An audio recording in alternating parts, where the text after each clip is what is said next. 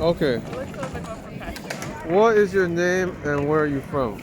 My name is Chris. I live in Brooklyn. And my name is Katya. I live in Brooklyn, but I grew up in Ukraine. Okay. Now, could you tell me a little bit about what you're doing here? Yeah, so we're making shirts and stuff. Basically, what happened was we, after coronavirus hit, we figured out a new way to make money since we lost our jobs, and it's this. We tie-dye clothes and we make Grateful Dead rip-off clothes and do a bunch of stuff like that. What kind of response have you been getting from the people here in the park? A really positive response from people at the park. Yeah, Man. they're feeling it. Yeah, I guess if they're not feeling it, they just walk by us. Yeah. The people that stop, either give us some sort of compliment, I guess, and if we're real lucky, they'll buy something. What was your thoughts going into this, and what did it turn out to be as you started doing it for real? Really, it was like what's up, dude? Cool. Really, it was like this was like sort of I thought you were better, so.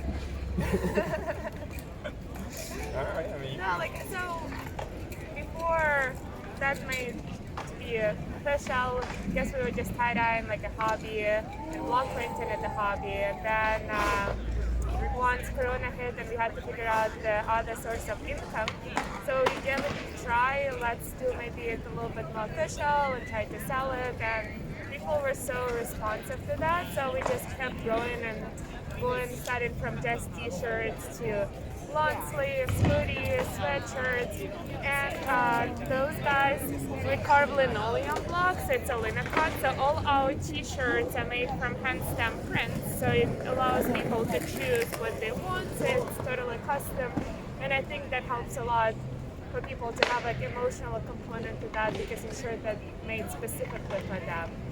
But that's been growing, and it's been really fun to have it as a source of income and actually main-time job, which is like a little bit more fun for us than just being on computer all day. So were you always artistic people? Yeah, I think so.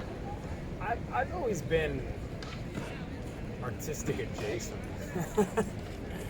But I haven't always been especially creative. And she does most of the really creative stuff, and then she kind of can bring me up to speed on certain parts of it, so I can contribute to. So what were you doing before this whole thing? What were your jobs? I was booking shows and doing an entertainment program and booking big events and facilitating all of that stuff, along with DJing and whatnot. So I was doing like a lot of like jazz stuff and psychedelic rock and roll and Grateful Dead type of bands and stuff. And so that's like kind of, how I grew, like an Instagram following and more. And so once we started doing this, it was like a lot of those people were like obviously into this. Where do you see? Go ahead. Okay. Oh, okay. Where do you see yourself going with this in a few years? I mean, it'd be cool to just really grow like the e-commerce side of it so that we can just sell a reasonable amount of clothing online, at a regular rate, and live off of that, which would free us up to be able to travel, maybe be bi-coastal, maybe road trip a lot. We went on a long road trip this summer and we had a really good time, so we kind of want to do that again and more. And this is also something that we can hypothetically take on the road, so we're kind of into the idea of that. This is basically all in a line of tradition of Grateful Dead and Fish fans who do like tie-dye and take it on the road, you know what I mean, and travel with the bands. Since there's no bands playing right now, it's kind of hard to do that, but hopefully the concerts come back and then we can travel around and see shows. Maybe, I don't know if you want. I'd like to do that. I can talk her into it. What are some places you would like to travel to with this? other than New I York? mean, so this summer we went like all over. We went to the West Coast, we went to Moab, Zion, Grand Canyon, Yosemite, up into Oregon, the Pacific Northwest, and it's all so beautiful, especially in the summertime. Yeah. Now I've heard it sucks in the fall, winter, so like you don't really want to be there then. That's the but, rainy like, season, right? yeah, and it rains a lot, but like it was so beautiful there. I mean, it's just so temperate and just gorgeous, and the outdoors is so nice, different, unique. So like when we were doing that, we were like, if we could figure out how to like be able to come up here, during the summers, and go to Montana in the summers, and just bullshit around and enjoy the earth, So would you say all this traveling has inspired your artwork at all? Definitely was a big trigger of it. Especially on the way back when we were coming to New York, we were like a little bit stressed and anxious what are we actually gonna do, like how we are gonna pay rent and survive New York in pandemic time.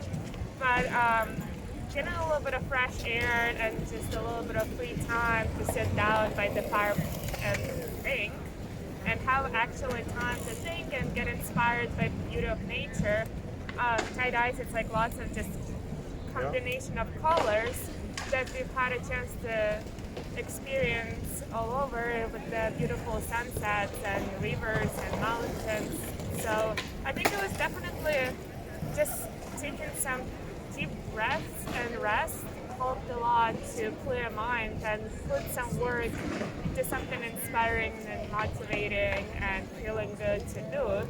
Just because, as we met the guy today, he was like, I don't necessarily care about selling, but I love creating and making things. That's, I feel like, what we care about a lot. For us, creating is first, and then selling is a byproduct of creations. We're not putting the selling as the goal before we actually want to create something.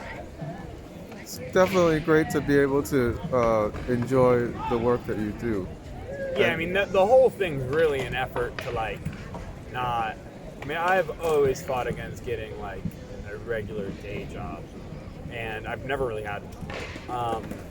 And she was working at a restaurant before COVID, and then COVID hit, and so the restaurant shut down, and then it was like, I remember driving, like, on the way back from the road trip, and I was like, are you going to try to, like, work shifts at the restaurant that had reopened? And she was like, I'm not going back to the restaurant. I was like, all right. I don't blame you for that. And so we kind of just decided, like, what if we just put more effort into doing this and, like, see if we can't make at least a little bit of money to help pay rent. You know what I mean? And pretty much she's just so good at it that everyone just sees it, and it's very eye-catching for people. And would you say she's the brains behind this operation? I definitely like the talent behind it. Okay, so you're the brains. Yeah, I guess I would say that if I had to. I mean, I've spent a lot of time around this stuff and this scene, and I've already put a lot of work into marketing to the people who are followers of this, lifestyle, aesthetic, culture, whatever you want to call it. So it's like, tag teaming that together has been great, because like I can't carve that out of a linoleum block. I'm not able to do that. Maybe if I had to, It also I was could my learn idea how. to carve it, so we kind of like Yeah. collaborated on just like Yeah, it was her. ideas. It was her idea to do like hand stamped, hand carved shirts, which is cool, and that's sort of the main style. What's up, dude? Was like grateful that introduced me to that culture. For me, as being Ukrainian, it was really interesting because hippie culture, it's not necessarily Ukrainian culture. So being an American, being introduced to those type of people, I felt very connected, and they became my family. So that was like an easy jump for me into this lifestyle.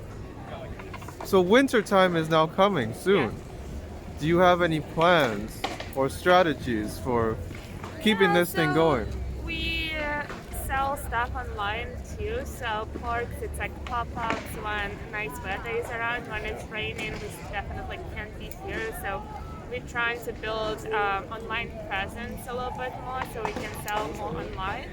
And maybe we'll just go on a road trip and go south and try to sell stuff in Florida, California, whatever makes sense to us. We have some friends around we can stay with, or like even figure out like a like rent apartment and live in California for a little bit. You know, like you kind of have to be flexible and spontaneous with any business grow because like you have a strategy, but you also depend on people because that's who your market is. So you have to figure out how to adjust and play around what actually fits your business better. Are you here every day or certain days of the week? No, in Washington Square Park we usually on Sundays.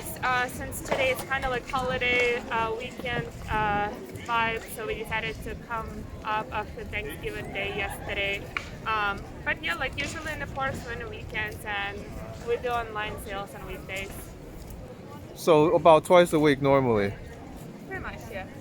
Now, in what ways are you promoting this online? Are you on certain social media? Yeah, we're on Instagram, Facebook. We put some stuff on Etsy, so we sell on Etsy. We're planning on creating a website starting New Year, so all possible modes. Yeah, as many channels as possible. But really, Instagram is the main one that we use. That's the main thing. Yeah. Did you want to tell us your usernames on there, websites? Yeah, totally. We both kind of run one. I run one called Thundershout, which is at Thunder_shout. That's like the main account where you can put in our tie-dye specifically for sale. And before tie-dye, I was running my walking_marathon_, which was more like artistic account where I would put my joints, like a little bit of tie-dye, and now I put tie-dye too, but the more like artistic part of it instead of just platform to sell shirts. Okay, now let me sort of just get a shot of everything, and then you could introduce Cool. each of the products. Did you want to do that? Individually introduce each of the products? No, I don't think we need to individually Or just get a general do all view. of them, but we can. You can explain this, please. Yeah, you wanted to explain it? Yeah, let's do that. The meaning behind the art. Okay, cool. You're rolling. Is this direction okay or the other direction? Nice one. You want me to film from this direction or the other direction? This direction's fine. Okay. Good? Yeah, we're All good. right, cool. So this is like sort of, I guess, what we spend most of our time making and promoting. Yes. Which are t-shirts that we hand dye. Yeah. We use an ice dye method, and then Katya carves them, or Katya stamps them with different hand-carved linoleum block stamps. Right. So like, let's get the sleeve on this one. And so like with the different stamps present, we get to play around with like different combinations and stuff. So on this one, we have some, Grateful Dead iconography. We have the dancing bear, rose, a sun with the 13-point bolt in it, and then mushrooms, because who doesn't like doing some mushrooms and listening to the Grateful Dead, So we have like all sorts of different ones. This one, she did this Love Win stamp after Trump went down a few weeks ago.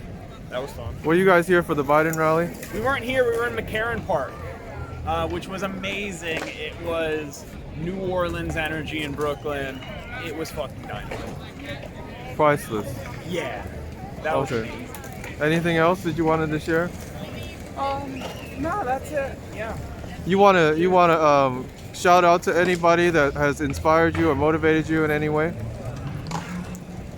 Obviously, big thank you to the Grateful Dead for being the best band ever. Would you mind if I uploaded this to the internet? Okay, great.